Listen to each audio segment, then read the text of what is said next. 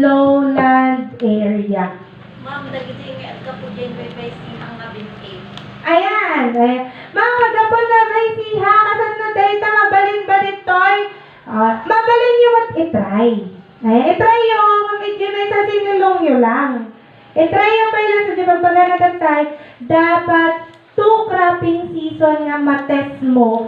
No, so nakit adaptable. So nakit angkop ito'y klima tayo. Tisan na siya. So sinaman na gumatang ka, basit pa lang. Di pang may sa sinilong mo pa lang. Good for 2 cropping season nga itry mo. Tagtano nagapit ka di may sa sinilong ti ado. Iti do nga cropping season. Ibig sabihin, pwede na po sa may 3 nga cropping season, mabalin di 5 hektarya mo.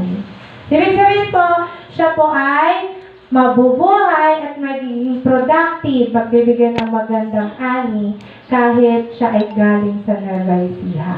Opo, ganun. At ang aming kanyata niyo ko na naman, ay, Mare, kalsat, kanan na kaya. At din naapit ko, kunan na 200 kabans per hectare sa bali nga variety. Baka kaya mo gumatang, o gumatang ni Hapo Kagawad. Pagkata ang mamatgarot, kad na umapit ang mamat 200 kabas.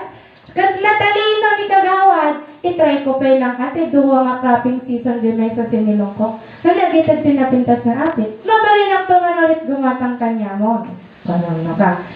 Agbalinahan nga, mula ak di 5 hektarya kon, taam mo, nga kaya na, dahil di weather conditions may dito isan macho.